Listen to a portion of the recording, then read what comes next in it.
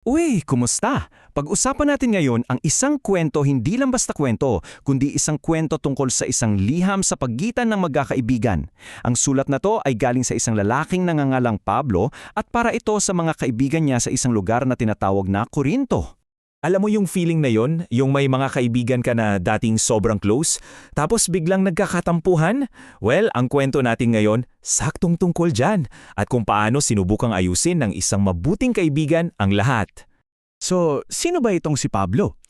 Isipin niyo siya na parang isang wise master builder o kaya naman parang isang coach na bumuo ng isang amazing na team. Siya kasi ang tumulong para magsimula yung kanilang community doon sa Corinto. Para sa kanila, hindi lang siya basta teacher, isa siyang mapagmahal na kaibigan. At alam nyo ba, hindi lang siya dumaan doon. Tumira talaga si Pablo kasama nila sa loob ng 1 taon at kalahati. Wow!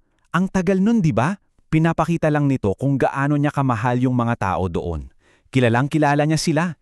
Hindi lang siya bisita, naging pamilya talaga sila. Ang goal ni Pablo sa totoo lang simple lang. Yun ay ang maturuan sila tungkol sa pagmamahal ng Diyos at syempre tulungan silang bumuo ng isang community na matatag at mabait.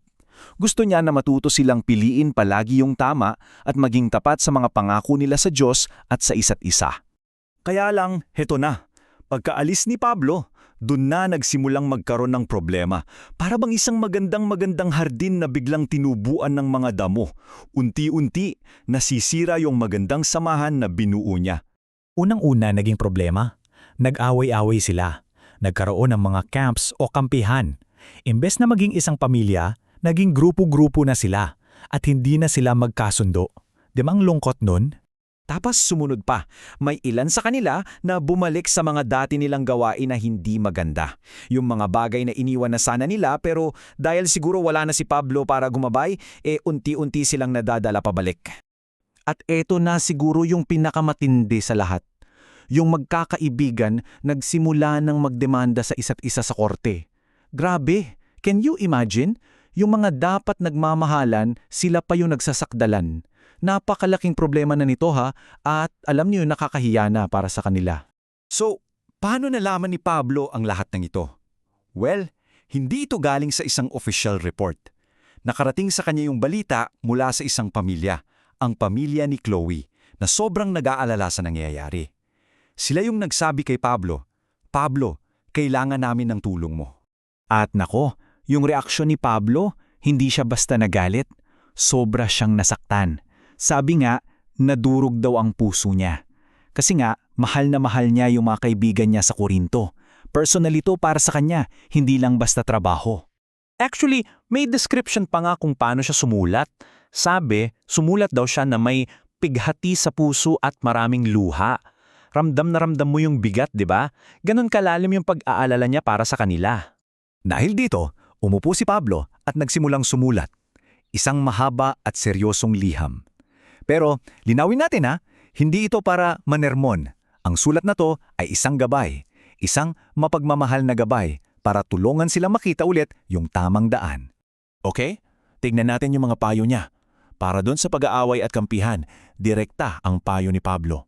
Sabi niya, "Nakikiusap ako sa inyo, please itigil niyo yan. Walang dapat pagkakabaha-bahagi. Dapat isa lang kayo, isang malaking pamilya." Simple lang, pero ang tindi ng dating. Para naman doon sa mga masasamang impluwensya, gumamit siya ng example, parang lebadura o pampaalsa daw sa tinapay.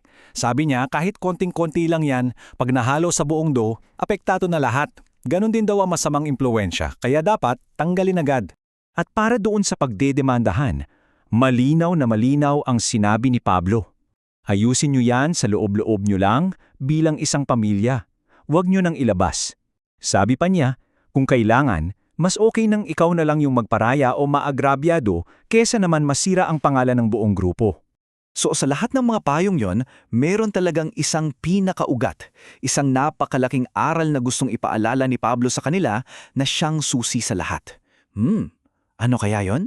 Kasi sa gitna ng lahat ng gulo nila, yung awayan, yung maling desisyon, yung mga kaso, may isang napakahalagang bagay silang nakalimutan. At ito yung gustong-gustong ipaalala ni Pablo sa kanila. At ito na yun, ang pinakasentro ng lahat. Pinaalala niya, Hindi nyo ba alam na yung katawan ninyo ay templo ng Espiritu Santo? Ibig sabihin, sobrang espesyal ng katawan ninyo dahil tahanan niya ng Espiritu ng Diyos. Kaya lahat ng ginagawa ninyo dapat lahat-lahat nagbibigay ng karangalan sa Diyos. So kung ibubuod natin yung buong mensahe ni Pablo, 3 bagay lang. Una, pag-aari kayo ni Kristo. Pangalawa, binili kayo sa napakalaking halaga. At pangatlo, dahil sa 2 yan, ang dapat niyong gawin ay luwalhatiin ang Diyos sa katawan man ninyo o sa Espiritu. Yon ang sagot sa lahat ng problema nila. Ngayon, balik sa atin. Kung ikaw naman ang nasa sitwasyon ni Pablo at may kaibigang kailangan ng tulong, kung susulatan mo siya, ano kaya yung isang pinakamahalagang payo na ibibigay mo? Isang bagay na tingin mo makakatulong talaga sa kanya? Magandang pag-isipan, no?